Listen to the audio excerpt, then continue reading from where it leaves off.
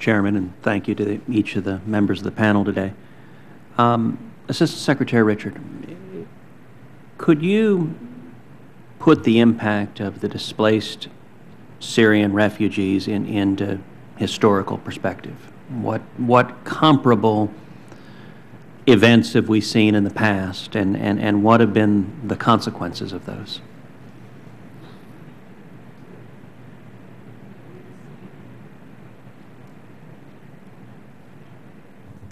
We haven't seen anything like this in several decades, and you know, the Rwandan genocide set people fleeing from Rwanda, but it was a very short period of time in which they were on the move, and then there was a larger effort to address the situation after they had fled to Zaire, modern-day Democratic Republic of Congo. We saw widespread chaos in the Balkans in the mid-1990s that involved pulling together a lot of different parts of the United Nations, peacekeepers, diplomatic measures.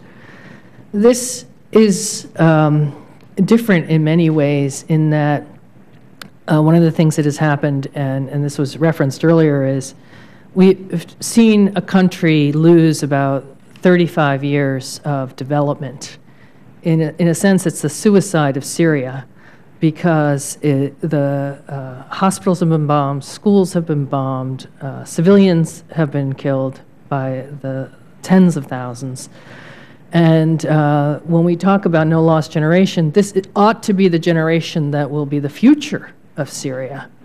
I don't know where the leaders are going to come from if they're not in school and if their families are torn apart and they're traumatized from what they've witnessed.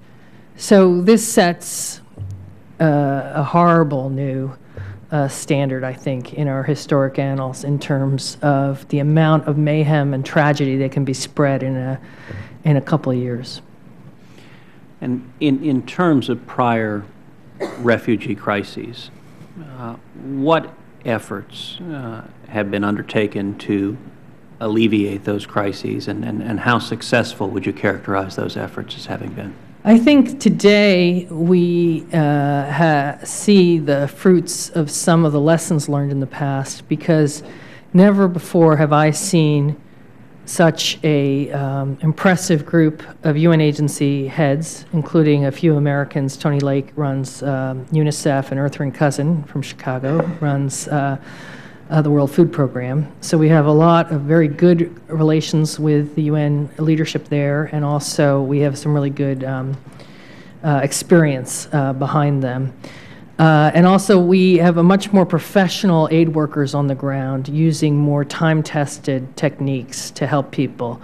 The problem is that it's such an overwhelming crisis that even though so many lives have been saved, and so many people have gotten help in the places to which they have run, it's not enough.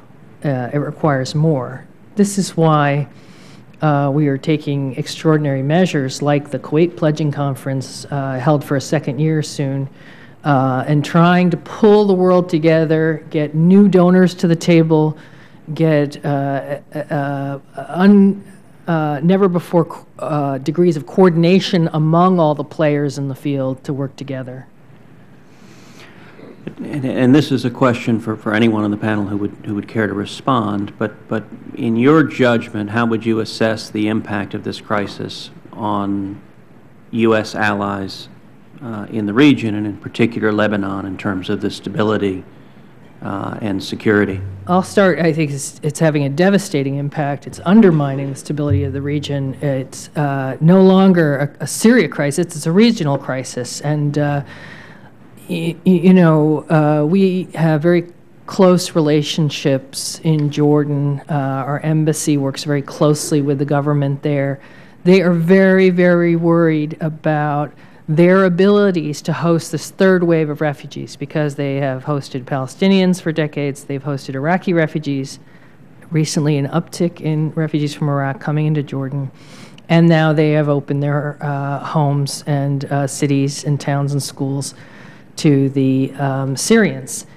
The only place worse off than Jordan in terms of the concerns and the fears of the government officials with whom I meet is Lebanon. And Lebanon has is just not got a society and a government organized to respond as robustly as some of the other countries. And so there has been increased tensions within that society, even as they brought in more refugees than any other city, other state, and even as they've been very generous in letting people come and kept their borders open, the tensions have built, and the internal sectarian tensions are also on the rise. And so we should all be very concerned about what this crisis means for the countries in the region. And let me again ask the panel, in your judgment, how serious a threat and how widespread are we seeing the infiltration and exploitation of refugees by al-Qaeda and radical extremists? I'll answer that. It's not large numbers. Most refugees groups that you meet, most in the camps, are civilians, families, law-abiding people who are just shattered by what's happening in Syria. The thing that we know, though, is it doesn't take a lot of evildoers to cause a lot of havoc. And so it's not a wide problem, but it is a real problem. And so that's why I respect your concern that we do everything we can to avoid radicalization, and also to make sure that borders are guarded carefully so that only legitimate refugees come across, which will be most of the people will be legitimate refugees, but also that bad element is kept out. And what I fear for, though, is I don't want Americans to equate refugees with terrorists. Right. And they're not. And the refugees here today with us are journalists and scholars and, family people. So that is, I guess I don't have to convince you if your parents were refugees, but but I do think that sometimes Americans who have not personally met refugees